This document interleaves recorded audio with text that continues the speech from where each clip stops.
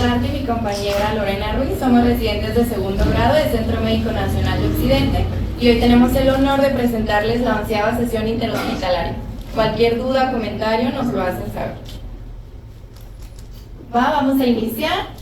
Tenemos aquí a una mujer de 39 años, casada, licenciatura en enfermería, originaria aquí de Guadalajara, Jalisco. Dentro de sus antecedentes heredofamiliares nos negó todo, nada de relevancia.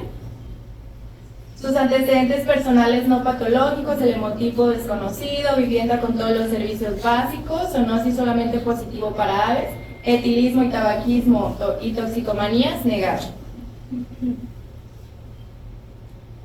En los antecedentes personales patológicos de enfermedades solamente nos refirió un antecedente de una luxación temporomandibular izquierda, 20 días previos al padecimiento actual, quirúrgicos, hospitalizaciones, traumatismos, hemotransfusiones y alergias, todo negado. Vamos a iniciar con el padecimiento actual. La paciente refiere inició el 14 de abril con diplopía intermitente asociada a dolor y sensación de contracción muscular a nivel de la articulación temporomandibular izquierda. Acudió con un odontólogo particular que únicamente le dio tratamiento con una guarda oclusiva. El 15 de junio presentó odontalgia, por lo cual requirió extracción del tercer molar superior izquierdo. El 18 de junio presentó luxación mandibular izquierda de manera espontánea sin ningún factor desencadenante, por lo que acudió a su unidad donde fue reducida sin complicaciones. El 18 de julio presentó tosis palpebral izquierda y aumento de volumen en la región temporal izquierda, por lo que se automedicó con antiinflamatorios y relajantes musculares sin presentar mejoría.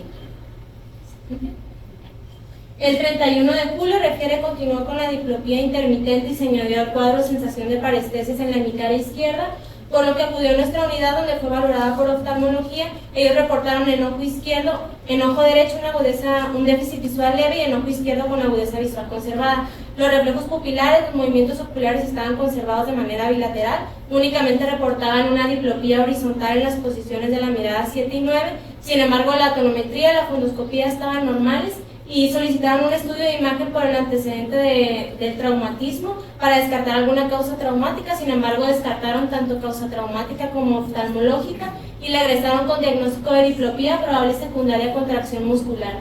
Ese mismo día fue valorada por maxilofacial. Ellos también descartaron luxación mandibular izquierda y sugirieron continuar con una guarda oclusiva y seguimiento en segundo nivel.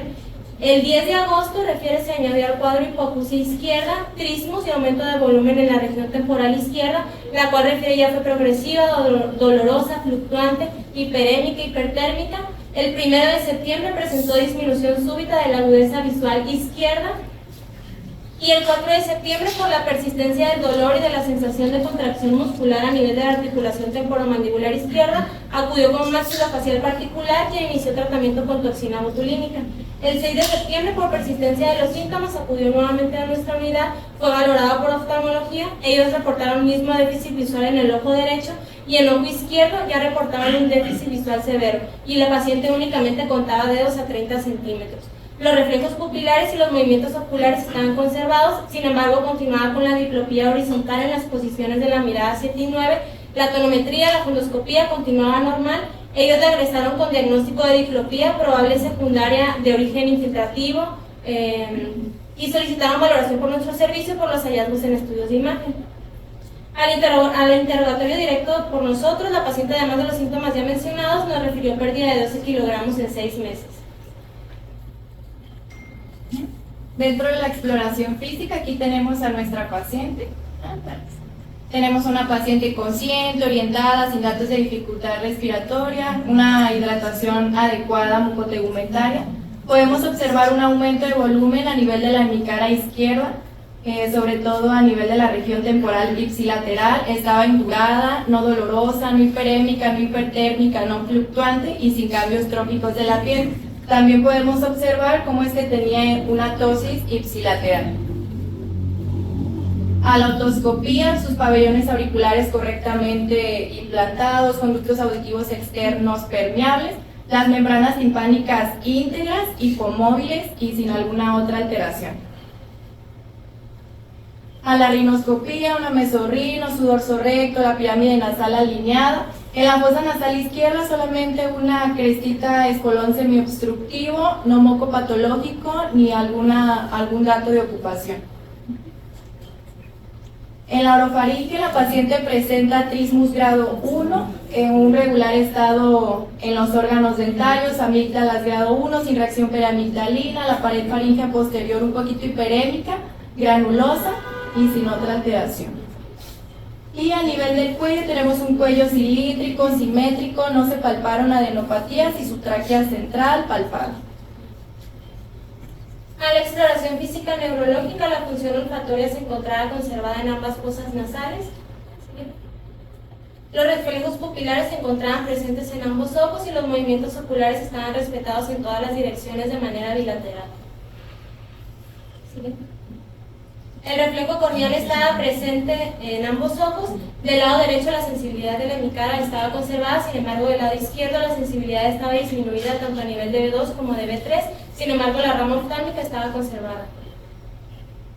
La función motora de los músculos encargados de la mímica facial se encuentra conservada de manera bilateral.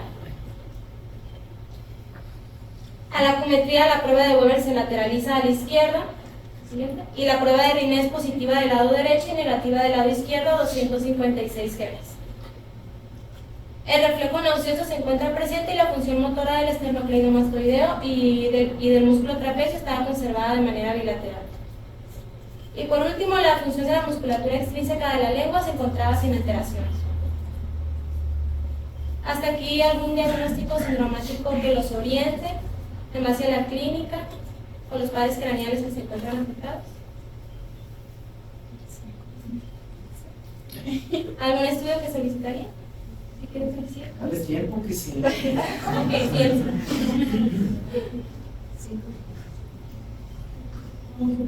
Es que sí está A ver, interesante. ¿qué pares craneales están afectados? 5. ¿Cuál otra?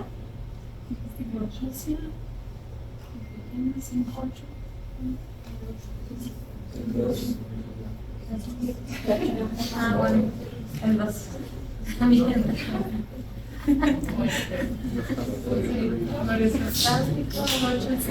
Como hacia dónde se orienta, esa es una buena. ¿Alguien? Sí. Adelante.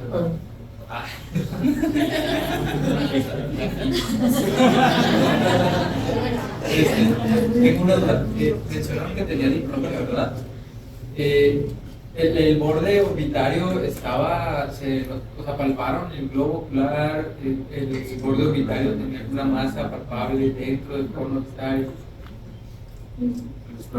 ¿No tenía nada o no? No tenía. No.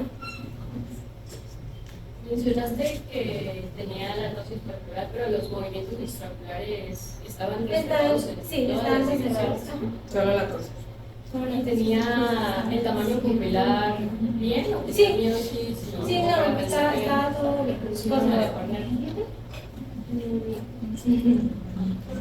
Y la disminución súbita de esa visual, los oftalmólogos les dijeron si era por desprendimiento de retina y hipertensión intraocular, algo por el estilo. No, ellos solamente reportaron en su nota pues, que la tonometría y la fundoscopía estaban normales, solamente reportaron la diplopía horizontal y pusieron que por hallazgos en estudios de imagen ya solicitaron valoración con este servicio por probable origen infiltrativo o compresivo, pero pues no pusieron así como tal un diagnóstico.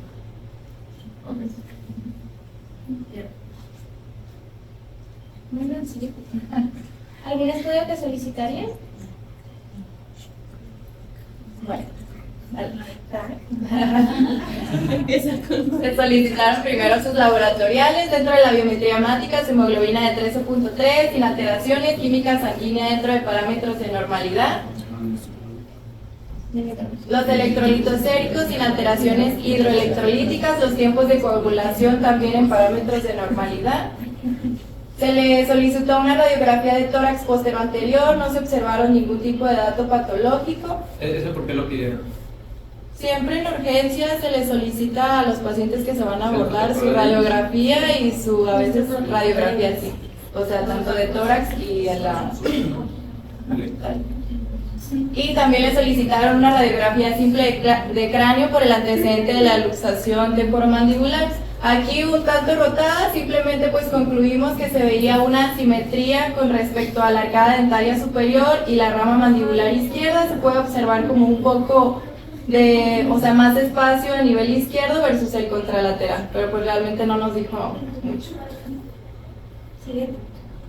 Y pues vamos a ya adentrarnos qué tipo de estudio de imagen solicitarían en primera instancia.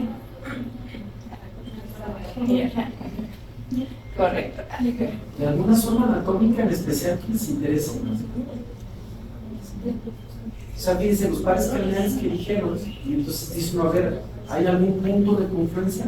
¿Algún punto donde que me interese que es, pues, me interesa esta área? Luego, a mí se me hacía muy curioso de repente, así como que se le usaba la articulación de forma rarísimo eso, ¿no? Sí. Así como que pues, y luego que tenía trismus, Trismus.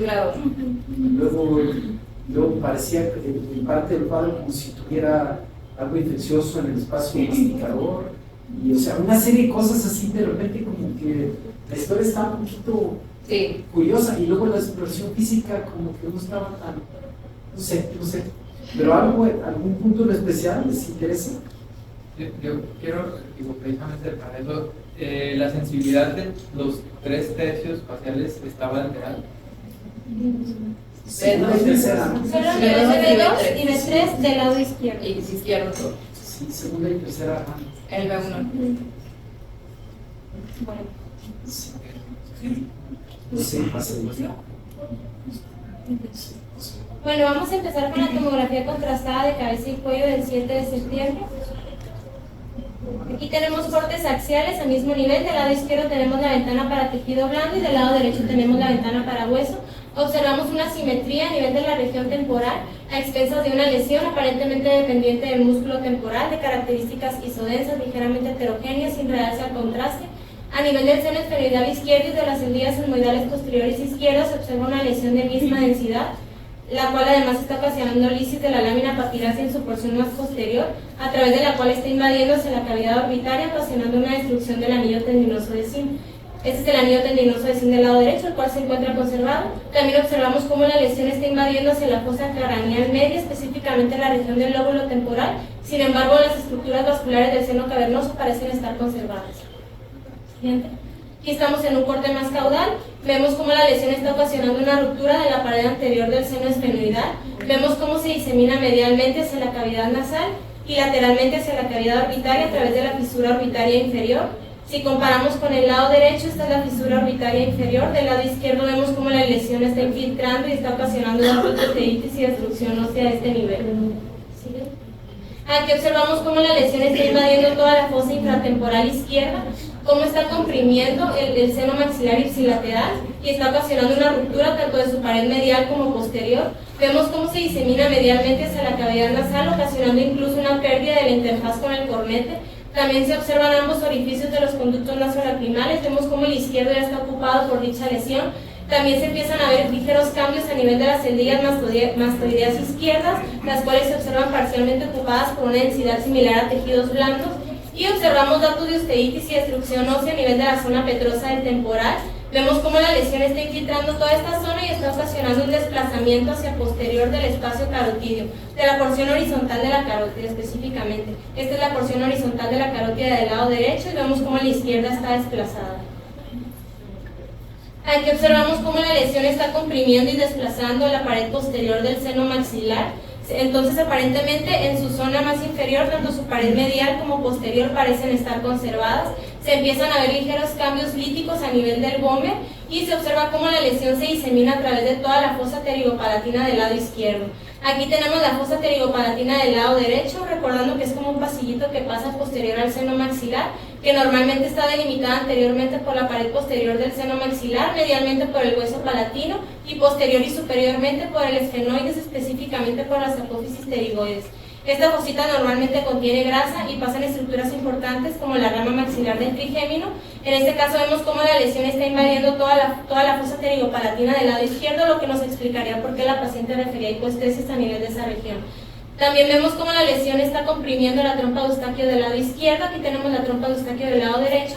Observamos un ahombamiento del rodete tubárico y la ocupación de las celdillas que les mencioné anteriormente.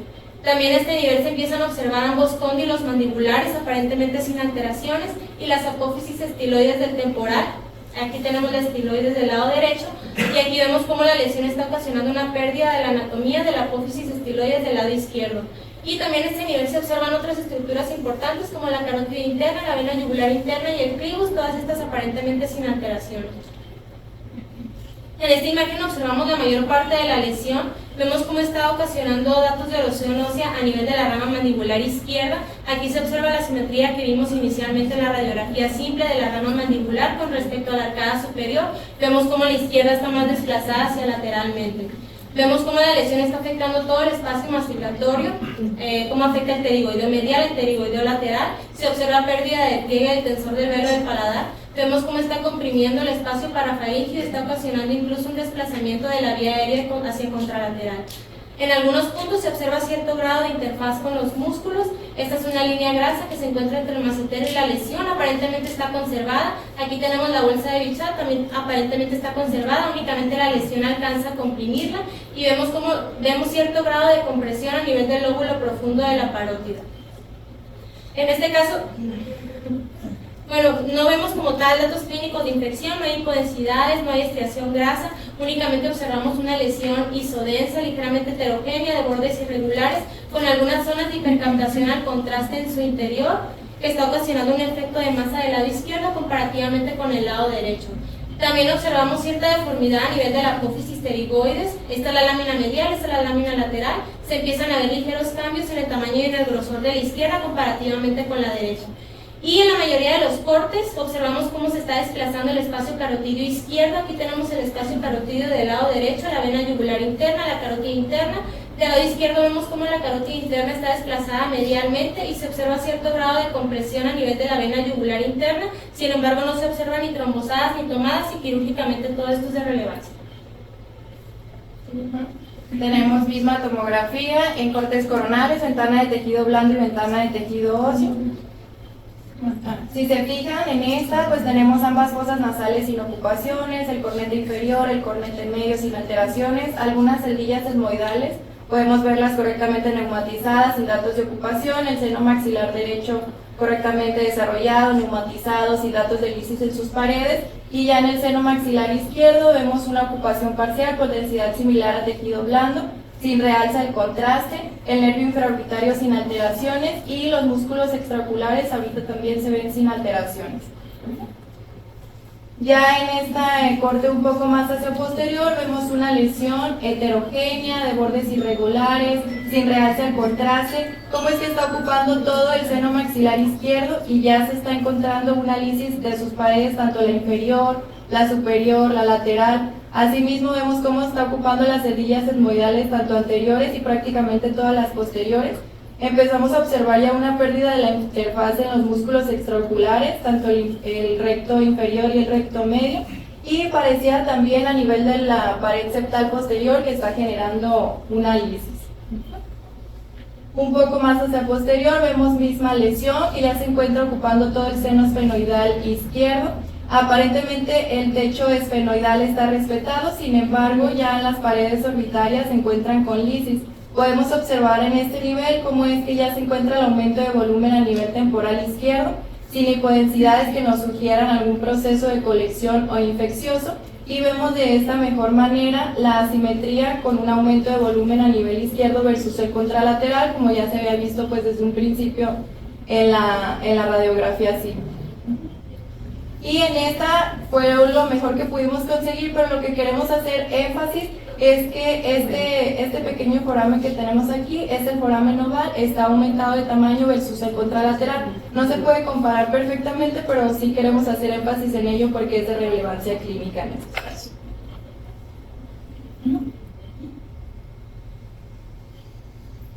Con este estudio, la tomografía, no sé si tengan alguna duda, si pedirían algún otro tipo de estudio. O si quieran hacer algún comentario de las imágenes que ustedes quisieran comentar. ¿Algún estudio que te diga? Efectivamente. Efectivamente. ¿Qué querías ver de la resonancia? ¿Qué esperas extra? O sea, eso nada más como el ejercicio, ¿no? O sea, le voy a pedir la resonancia, mi paciente va a gastar 8,000, 9,000 pesos. ¿Cómo se los justifico? Claro, ustedes están en institución, pero por ejemplo, en medicina privada, ¿no? Entonces, ¿cómo le digo? Oiga, pues hágase una resonancia, ¿no? O cómo lo justificas con los hijos. Es que, ¿sabes qué? Ya tengo una tomografía, pero la resonancia nos va a dar esto más. Parece importante valorar el rasgo intracelular. La resonancia nos va a valorar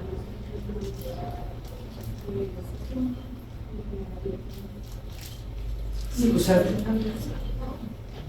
estoy de acuerdo. Por ejemplo, ya ahorita la doctora nos dio alguna pista, diciendo que necesitaba aumentar el foramen oval. Seguramente hay extensión intracraneal que no estamos convencidos, diseminación neurotrópica. Sí, pero aquí, por ejemplo, eso está muy interesante. ¿Sabe que necesitamos saber hasta dónde se va el tumor? Porque bien, está tomado el redondo mayor, está tomado el lineal, la fosa maxilar, está tomado el nervio intraorbitario, está tomada la esquina de Spitz, o sea, si tú te fijas todo lo que está ahí, o sea, es una barbaridad y seguramente tiene extensión intracraneal por todo lo que vimos, o sea, seguro. El seno cavernoso debe estar afectadísimo, está el labio y una serie de cosas, pero bueno, ahí uno diría que quiero justificar lo que estamos viendo para ver si es que hay alguna opción terapéutica. Pues sí, qué triste, ¿no? Pero decimos, a ver hasta dónde se puede hacer. Evidentemente que después la biopsia nos va a dar más pauta, pero sí es como que es necesario de alguna manera justificar. Si tú le dices a los familiares, ¿sabes qué? Tenemos que ver si se está metiendo al cráneo, está afectado el nervio, el camino por aquí, por allá, eso de alguna manera justifica lo que tú dices y convences a los familiares, porque a nivel particular, pues sí, ¿no? De repente, pues ya gastó un dineral en la taxa. Y ahora, ¿sabe qué? Pase, que le viene su resonancia. Entonces, sí, estoy totalmente de acuerdo, se necesita la resonancia. Yo también se la hacemos sin cobrar, ¿no? Pero sí, o sea, sí, en las situaciones clínicas reales, necesitamos hacer una justificación, ¿no? Porque luego de repente sí, como que es muy fácil, ¿no? Las personas. Además, por ejemplo, la resonancia nos va a dar algunas otras características. Vamos a ver si podemos repetir. La pidieron con Gabriel, me imagino. Sí, y pues bueno, se pidió la resonancia magnética. Aquí tenemos la secuencia T1, podemos corroborar. Aquí vamos a ver y a visualizar mejor la afección al tejido blando. Tenemos una lesión hiperintensa con respecto al tejido blando, de bordes irregulares, heterogénea, sin realce al contraste. Vemos cómo está toda la ocupación del seno esfenoidal izquierda, etmoides posterior, y se encuentra ya con invasión hacia el ápex orbitario. En esta vemos la relación que se encuentra con la carótida, sin embargo, no se alcanza a visualizar infiltración hacia la misma. Y podemos visualizar aquí cómo es que ya se está extendiendo intraorbitario. Y aquí podemos ya ver el seno maxilar izquierdo también tomado, cómo es que esta pérdida de anatomía completamente a nivel izquierdo con respecto a los músculos pterigoideos, tanto el medial, el lateral, y ya está ejerciendo un efecto de compresión en la vía aérea con desplazamiento hacia contralateral. En este corte coronal podemos visualizar lo que les comentábamos del foramen oval izquierdo aumentado de tamaño. Aquí las características que podemos evidenciar es que está teniendo la lesión un comportamiento extraaxial, sin embargo, sin aparente invasión intracraneal. No, pero creo que aquí, perdone, Sí. no me gusta interrumpirlos porque están haciendo muy buena descripción, pero ahorita primero describiste invasión intracraneal y luego dijiste que no, dijiste extraaxial, lo que no hay es intraaxial. O sea, no hay infiltración del parénquima, Bueno. pero sí hay intracraneal. Sí me voy a entender ahí. Sí, Nada más sí, que es un asunto de concepto nada más, pero sí. Es que lo habías descrito muy bien, pero este último sí es esa parte. Sin invasión al parénquima. Eso. Sí. Y justamente es lo que mencionaba el doctor, aquí se alcanza a visualizar en este corte sagital que no tenemos nada de invasión al parénquima. Pero sí intracraneal. Sí. ¿Verdad? Bueno, ahora tenemos una secuencia T2, cortes axiales a diferente nivel. Esta es más cefálica, esta es más caudal. En ambas imágenes observamos una lesión isointensa con respecto a tejidos blandos, con algunas zonas de diferente intensidad en su interior. En esta imagen vemos cómo la lesión está infiltrando toda la fosa infratemporal izquierda, cómo se delimita anteriormente por la pared anterior del seno maxilar, medialmente por la cavidad nasal y la nasofaringe, lateralmente por el cóndilo de la mandíbula, y posteriormente por el espacio carotidio, el cual se encuentra desplazado pero aparentemente está conservado. También observamos una zona de hiperintensidad a nivel de las encías mastoideas izquierdas, lo que nos habla de que están ocupadas por secreción, y esto nos hace pensar en una otitis media serosa, probablemente secundaria a la compresión de la trompa de Eustaquio, lo que nos explicaría los síntomas auditivos de la paciente. En esta imagen vemos cómo la lesión está afectando todo el espacio masticatorio, y aquí ya vemos más claramente la afección de los diferentes músculos, del pterigoideo medial, del pterigoideo lateral, del tensor del velo del paladar, del músculo constrictor superior de la faringe, una parte del macetero, también una partecita del bucinador, que vendría siendo este del lado contralateral. Este es el macetero, este es el pterigoideo medial, el constrictor superior de la faringe. Vemos cómo tienen diferente intensidad con respecto al lado afectado. También aquí ya se observa más claramente la invasión al lóbulo profundo de la parótida, la compresión del espacio carotidio y su relación con el espacio retrofaringio y prevertebral, los cuales parecen estar conservados. Seguimos con la misma secuencia T2, cortes sagittales a diferente nivel. Este es más lateral, este es más medial con respecto a la lesión. Prácticamente se ve lo mismo que en los cortes sagittales de la secuencia T1. Aquí vemos cómo la lesión está invadiendo intracraneal. Sin embargo, parece conservarse la interfaz entre ambos. En esta imagen es de las más importantes, ya que nos permite distinguir bien los diferentes componentes de la lesión. Vemos cómo la lesión aparentemente viene desde abajo, cómo alcanza a invadir la cavidad orbitaria, aparentemente conservando la musculatura extraocular. Vemos cómo alcanza a invadir la cavidad central. Vemos una parte de la lesión en la región del maxilar y la mayor parte de la lesión en el espacio masticatorio, todas de las mismas características ya mencionadas. Y ya como por último decidimos colocar este corte coronal en secuencia FLAIR. El FLAIR es una secuencia que nos ayuda a visualizar si tiene invasión hacia los hemisferios. No vemos un aumento de la interfaz ni de señalización, por lo que concluimos que los hemisferios estaban conservados.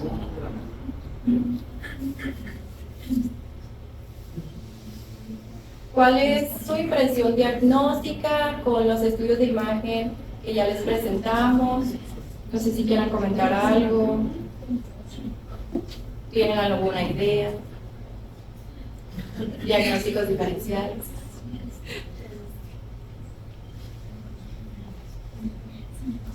¿De dónde piensan que es el tumor original? Ese es un primer paso. Con la imagen, ¿ustedes dónde dirían cuál es el epicentro, dónde se originó todo el rollo? Eso es un punto importante. De hecho, eso ayuda mucho para el diagnóstico diferencial.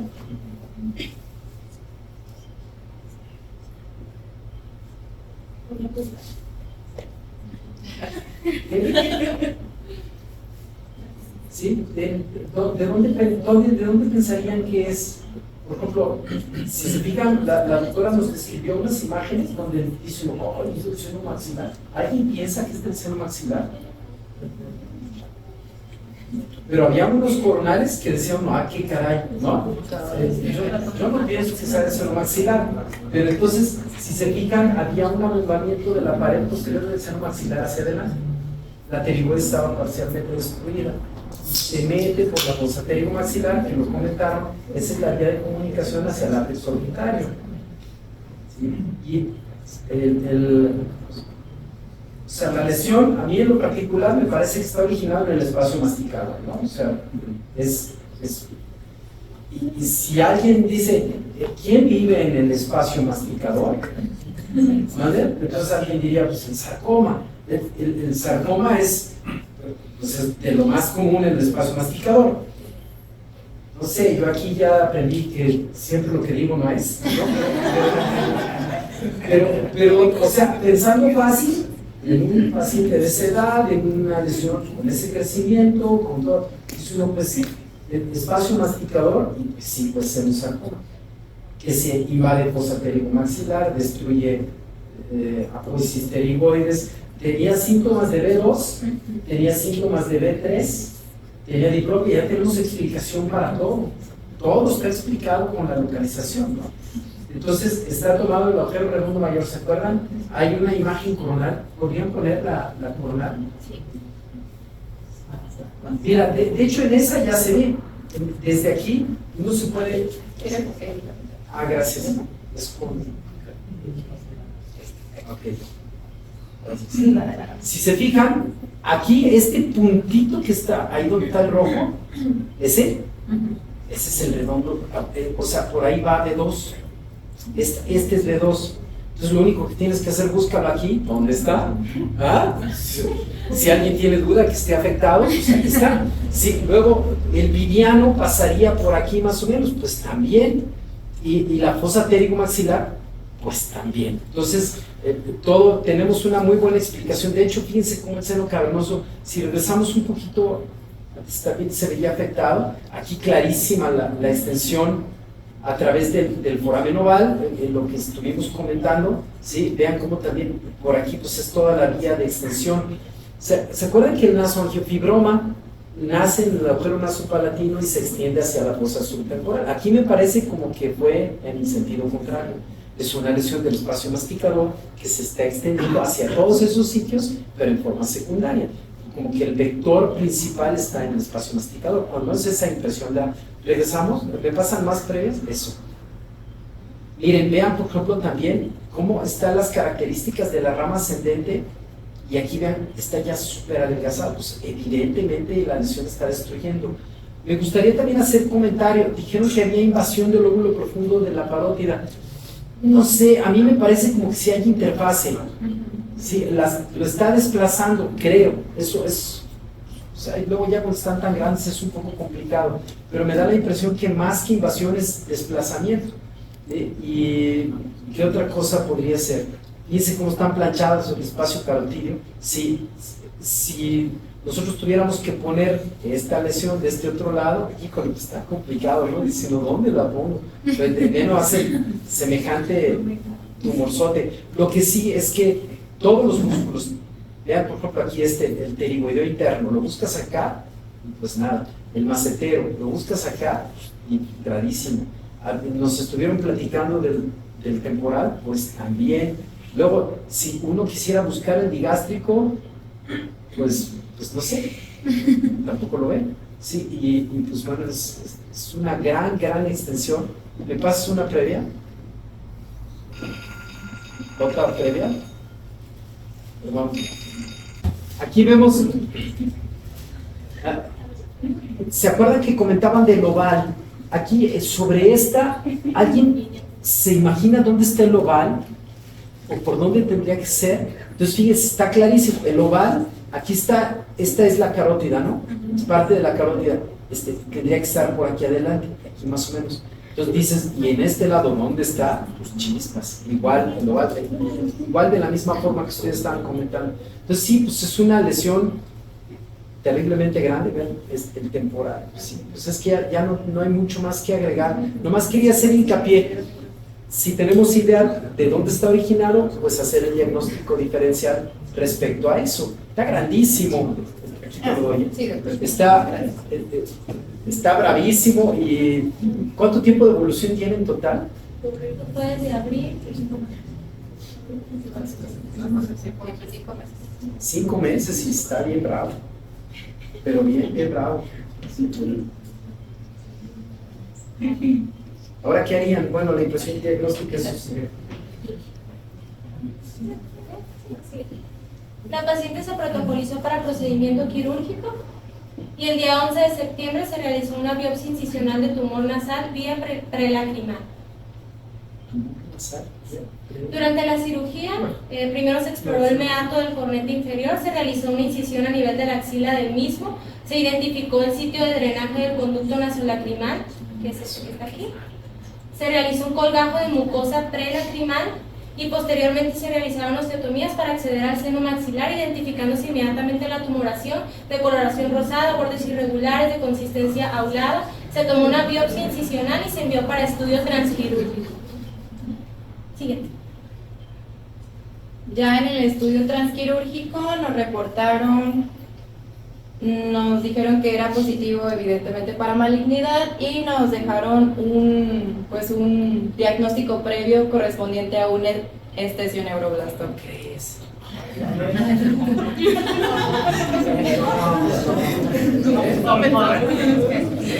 Van así que son hemorroides. Siguiente. No, Justamente también pensamos lo mismo. Y ya en el resultado histopatológico definitivo nos dieron las laminillas, se evidenció las laminillas redondas, hipercromáticas con algunas rosetas de Homer Wright y nos dieron pues positivo para estesioneuroblastoma. Pero seguimos diciendo lo mismo. Y incluso también al servicio de patología hizo una revisión completa de laminillas con una extensión inmunohistoquímica completa y otra vez.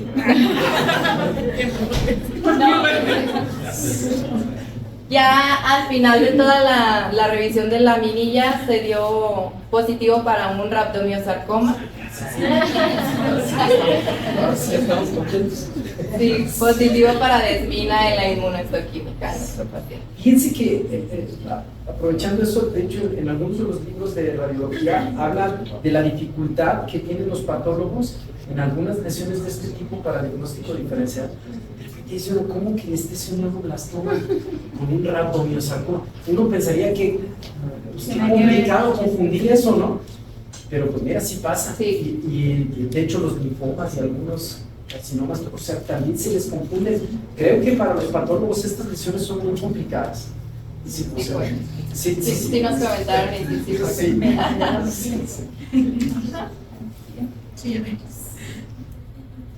sí, ¿Algún comentario para pasarlo ya directo a la revisión bibliográfica?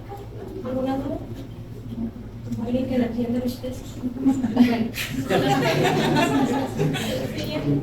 Vamos a empezar con la revisión bibliográfica de rhabdomyosarcoma. Bueno, recordando pues que todo tumor maligno originado de las células mesenquimatosas o de sostén lo vamos a denominar sarcoma. Las células mesenquimatosas normalmente se pueden diferenciar ya sea en músculo liso, músculo estriado, en tejido conectivo, hueso o cartílago. En el caso del rhabdomyosarcoma es un tumor maligno de tejidos blandos que se origina a partir de las células musculares estriadas. Es el tumor maligno de tejido blando más frecuente en la infancia y representa el 3.5% de todos los cánceres de los niños menores de 14 años y el 2% de todos los cánceres de los adolescentes entre 15 y 19 años. Además representa el 2% de los tumores de cabeza y cuello y del 4 al 10% de todos los sarcomas en adultos. No existe predilección por algún país, sin embargo suele predominar en la raza blanca sobre la negra y generalmente es más frecuente encontrarla en el sexo masculino con una proporción 2:1.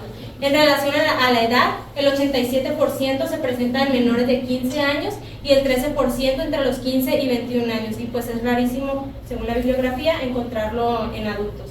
Siguiente. La incidencia anual en México se sabe que es de 2.5 en 1 millón de habitantes. Cuando se presenta en la edad pediátrica, la edad media de presentación es a los 7 años y generalmente no afecta a la población adulta, pero cuando lo hace la edad media de presentación es de los 50 a 54 años y suelen tener peor pronóstico con altas tasas de mortalidad. Dentro de los factores de riesgo se ha evidenciado que la radiación es el más importante para tener un rhabdomyosarcoma, mutaciones genéticas dependiendo la variante histológica, porque el embrional es el más común, carcinógenos químicos y se han reportado algún tipo de infección por virus de 8 y el virus del Epstein-Barr. En la etiología, lo que les comentábamos es una causa como tal desconocida, sin embargo se ha visto que hay translocaciones en algunos genes, sobre todo del 2 y el 13. En nuestro paciente tuvimos una variante histológica que fue el embrionario. En el embrionario las pérdidas de los cromosomas 10 y 15 es la que se ha visualizado con mayor frecuencia. Y en los subtipos del rhabdomiosarcoma tenemos el embrionario, el alveolar, el pleomórfico, células fusiformes y el indiferenciado. En algunas bibliografías ustedes van a encontrar el embrionario como el más común y en algunas otras es el alveolar. Dentro del embrionar, que fue el caso de nuestro paciente, la localización más común es cabeza y cuello, el tracto genitourinario y el gastrointestinal. Bueno, para fines de estudio, el rhabdomiosarcoma se divide según su localización. Nosotros nos vamos a enfocar en los tumores primarios de cabeza y cuello, los cuales representan del 35 al 45% de todos los rhabdomiosarcomas, y de estos el 25% se presentan en las órbitas, el 50% en sitios parameningios como el oído medio, la cavidad nasal, la nasofaringe, la fosa infratemporal, y el 25% restante se presenta en sitios no orbitarios parameningios, ya sea el cuero cabelludo, la cara, la laringe, el cuello, la mucosa bucal. ¿Y qué sería después de eso? Creo que sería el diagnóstico. Sí, los síntomas, sí. Pues los síntomas van a depender de la localización primaria del tumor y de la presencia o no de metástasis. Generalmente se presentan con una masa o aumento de volumen en la zona afectada. En algunas ocasiones puede acompañarse de fiebre, y cuando ya afecta a estructuras adyacentes pueden presentar, como la órbita, pueden presentar proptosis u oftalmoplegia.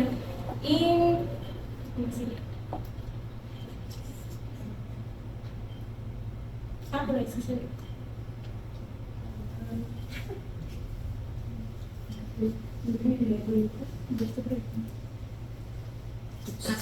Y cuando se presenta en sitios en sitios parameninges como el oído medio, la cavidad nasal, la nasofaringe, pueden presentarse con síntomas de obstrucción nasal, epistaxis,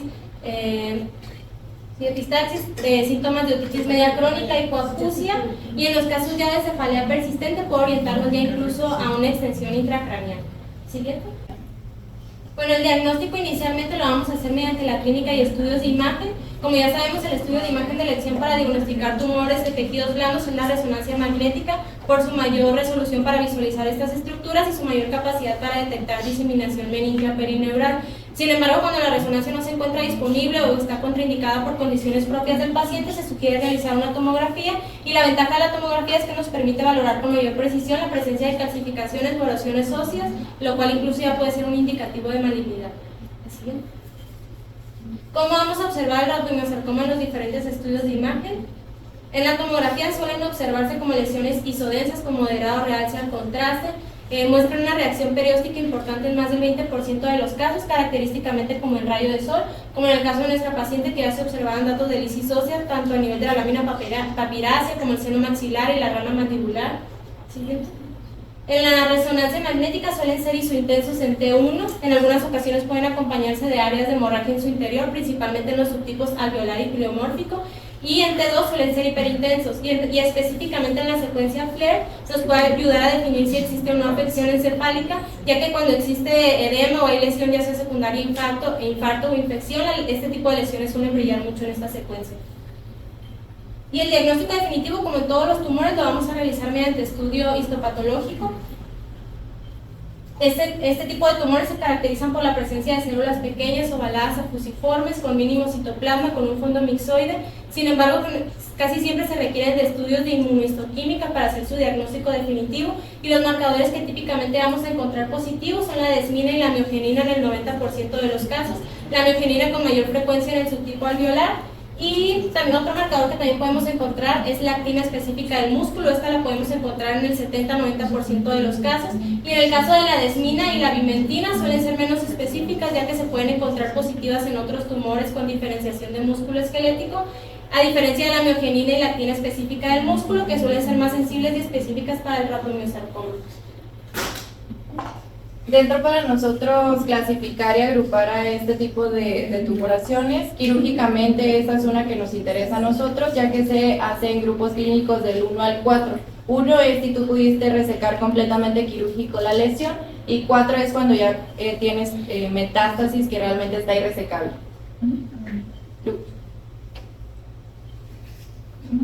Y pues la clasificación que siempre más se utiliza es el TNM. Aquí tenemos de tumoración un corte de menor o igual a 5 centímetros o mayor a 5 centímetros. Los lugares favorables de donde se encuentra esta tumoración tenemos la órbita y la cabeza, cuello y genitourinario. Pudiéramos pensar que si está infiltrando órbita sería como de mal pronóstico, sin embargo lo contemplan como un lugar favorable. Y en la estadificación, cuando tenemos los grupos clínicos que les comentaba, del 1, del 2, sin metástasis, estamos incluso en la edad de menos de 21 años, tenemos un pronóstico bueno, realmente es del más del 85%. A diferencia de un pronóstico pobre del menos del 30% cuando ya encontramos al diagnóstico metástasis. Para el tratamiento, pues realmente como en cualquier tumor, si nosotros lo podemos quitar, hay que resecarlo completamente. Sin embargo, casi siempre cuando se diagnostican este tipo de tumoraciones, ya está quirúrgicamente, pues que realmente no lo vamos a poder resecar. Y también después del tratamiento quirúrgico se tiene que dar radioterapia o quimioterapia. Se puede utilizar como una citorreducción previa o después de la cirugía. Y dentro de la quimioterapia hay pues bastantes esquemas, sin embargo los más utilizados es la vincristina, daquinomicina y la ciclofosfamida.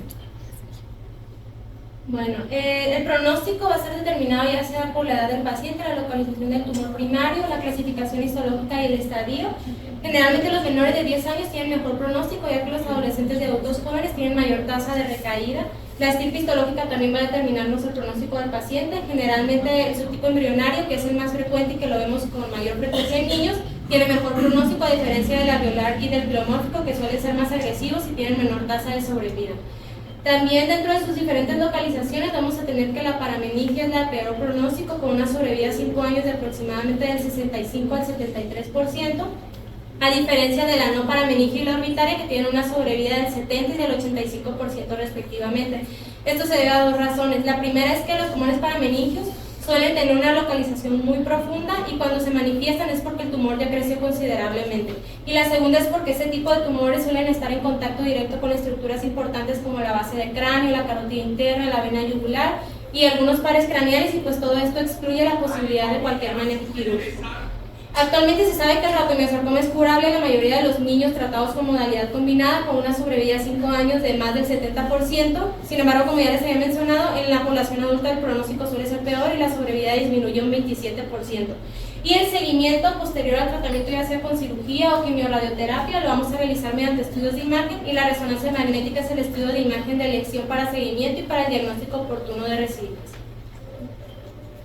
Dentro de sus diagnósticos diferenciales tenemos el carcinoma epidermoide, el esthesioneuroblastoma, tumores neuroendocrinos, carcinoma adenoideo quístico, linfoma y sarcoma de Ewing.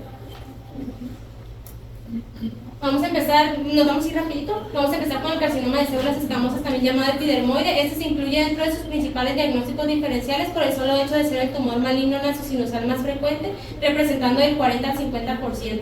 Dentro de sus factores de riesgo tenemos el tabaquismo y el alcoholismo principalmente. También se ha visto asociado al níquel y al arsénico, y es más frecuente encontrarlo en hombres con una proporción 2 a 1. Dentro de sus principales características tenemos que es un tumor infiltrante de rápido crecimiento con gran capacidad de destrucción tisular y metastásica. Suele localizarse con mayor frecuencia en el seno maxilar, seguido de la cavidad nasal, del etmoides, y con menos frecuencia en el esfenoides y el frontal.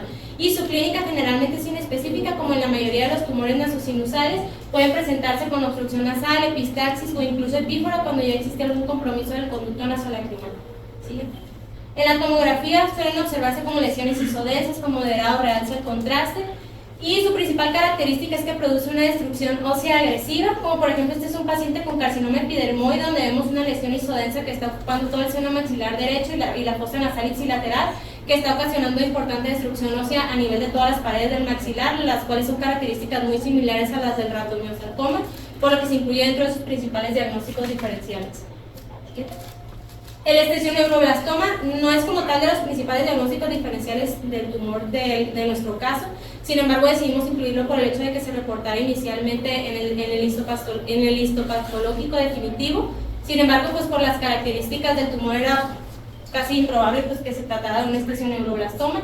Este tipo de tumor representa del 2 al 3% de los tumores de la cavidad nasal, no tiene predilección por raza ni género y generalmente se presenta de la tercera a la cuarta década de la vida y tiene 2 picos de incidencia a los 14 y a los 50 años. Es un tumor embrionario de etiología desconocida y se origina de la mucosa olfatoria, específicamente de las células neuroectodérmicas de la capa basal del neuroepitelio de la cavidad nasal más superior. Su presentación más común es la de obstrucción nasal bilateral, acompañado de epistaxis, en algunas ocasiones puede debutar con síntomas oftalmológicos. En los estudios de imagen suele observarse erosión ósea y su principal característica es que hay una afección de la lámina cribosa. En la tomografía son isodensos, tienen moderado realce al contraste y en la resonancia suelen ser isointensos en T1 y levemente hiperintensos en T2. Y pues tomando en cuenta todo esto, algunas de las características imaginológicas podrían ser compatibles con las de nuestra paciente. Era una lesión isodensa, sin realce al contraste, isointensa en T1, levemente hiperintensa en T2. Sin embargo, la presentación no hubiese sido atípica, ya que la lesión no se observaba inicialmente a nivel de la lámina cribosa, sino a nivel de la fosa infratemporal. Siguiente. Y ahora hablando de los tumores neuroendocrinos, este tipo de tumores es muy raro. Generalmente sus características histológicas son muy similares a los tumores neuroendocrinos que se localizan en otros sitios.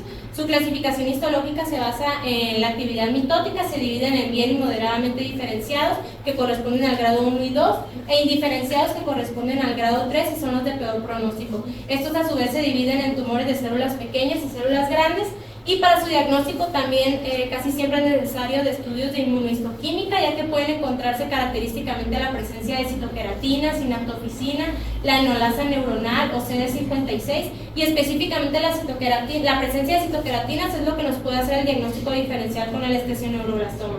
Y el tratamiento de elección, como en la mayoría de los tumores nasosinusales, es mediante resección quirúrgica, seguida o no de quimioradioterapia. Otro diagnóstico diferencial es el carcinoma adenoideo quístico. En este podemos encontrar epidemiológicamente del 6 al 10% de todos los tumores nasosinusales.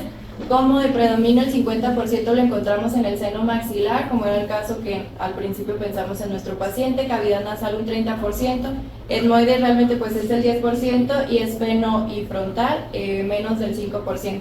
De factores de riesgo pues realmente no se ha confirmado si el tabaquismo o el alcoholismo están relacionados, pero se ha visto del BPH el subtipo 33 y 35. Tenemos varios patrones, el cribiforme es el más común y tubular y sólido no son tan comunes. Es una evolución lenta, sintomática y realmente pues da muchos síntomas inespecíficos, por lo que cuando se presentan los pacientes casi siempre ya está avanzado. Y de la invasión es a hueso y perineural es la clave en este tipo de tumoraciones. Metástasis a distancia se encuentran en el 40% y de predominio pulmonar y en hueso. Del diagnóstico, como siempre en tumoraciones, una tomografía para definir realmente los compromisos óseos y la resonancia magnética puede ser complementaria, pero como en toda tumoración pues tenemos que hacer su abordaje quirúrgico y biopsiar. ¿Sí?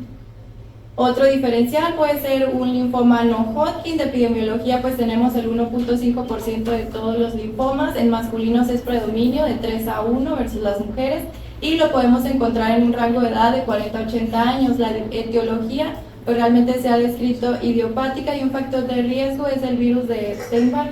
La proliferación es pues una proliferación neoplásica, se ha descrito del sistema linforreticular y la localización lo más común es el 70% en septum nasal.